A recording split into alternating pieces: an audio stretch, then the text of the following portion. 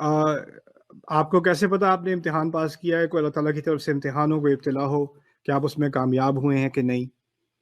ہمیں کیسے پتا؟ یہ امتحان کا دور ہے، آپ امتحان دے رہے ہوتے ہو اسکول میں، آپ کا 45 منٹ کا امتحان ہے، 3 گھنٹے کا امتحان ہے، امتحان کے بعد پتا ہوتا ہے پاس ہوئے ہو کہ نہیں؟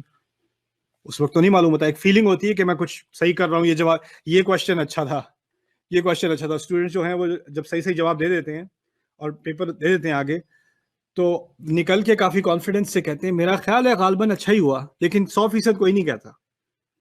یہ کوئی نہیں کہتا مجھے اپنا اسکور پہلے سے ہی پتا ہے. یعنی اس کو ایک کانفیڈنس ہوتا ہے اور اس کو پہلے سے ہی اشارہ ہو جاتا ہے کہ میں تو خیر تکے مارے، مجھے پتا ہے اس کا رزلٹ اچھا نہیں نکلنا.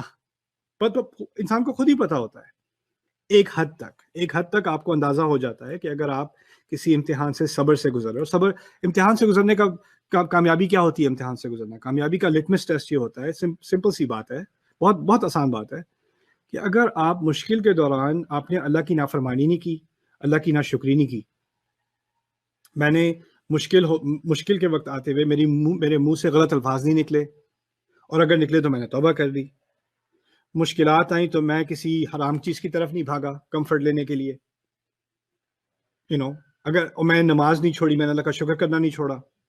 اگر مشکل دوران میں نے غلط چیز نہیں کی اور اللہ کا شکر کیا اور ٹھیک راستے پہ ہی رہا، تو کامیابی ہے. اور اس سے بڑی کامیابی کیا ہے؟ وہ بشر الصابرین. تو یہ اور بالآخر سب بات کے بعد فائنلی مسئلہ یہ ہے کہ ہمیں اپنی کامیابی اور ناکامی کا اصل اندازہ اس دنیا میں ہو ہی نہیں سکتا. We can just do our best and hope with Allah. That's it.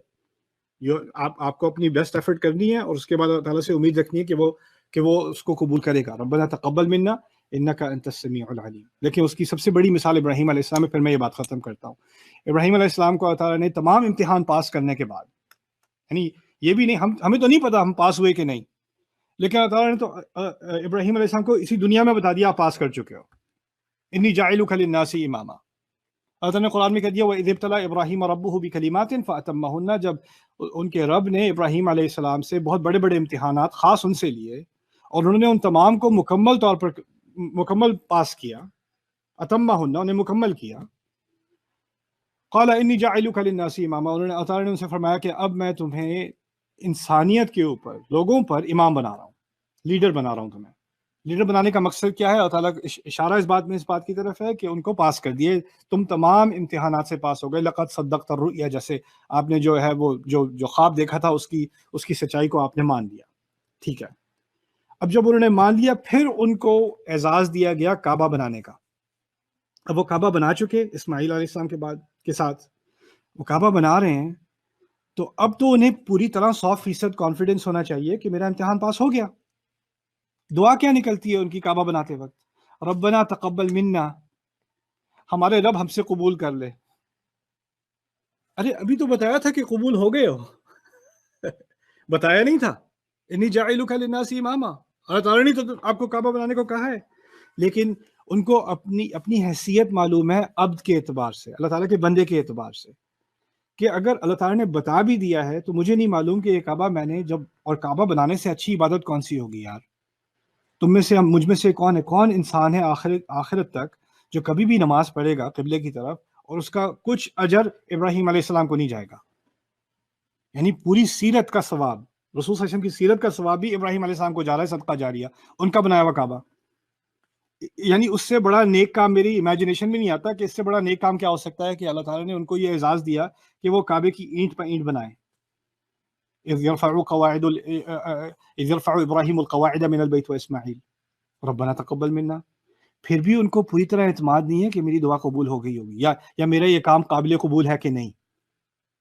ان کو پوری طرح اعتماد نہیں ہے، وہ پھر بھی دعا کی طرف لوٹتے ہیں. تو ہمیں اس سے کیا سیکھنا ہے؟ آپ پوچھتے ہیں کہ مجھے کیسے معلوم میں امتحان میں نے کوئی ابتلا پاس کی کہ نہیں، اللہ تعالیٰ نے میرا امتحان لیا، میں اس میں کامیاب ہوا کہ نہیں. نہ معلوم ہونا ابراہیم کی سنت ہے علیہ السلام. اور امتحان کے دوران اور امتحان کرتے وقت اور امتحان کے بعد بھی اللہ تعالیٰ سے بھیک مانگنا کہ اللہ مجھ سے قبول کر لے، کہ جو اچھائی کی اس امتحان کے دوران وہ قبول کر لے، جو خطا کی، جو خامیاں تھیں ان کو معاف کر دے. یہ سنت ہے ابراہیم علیہ السلام کی، یہ قرآن نے سکھایا.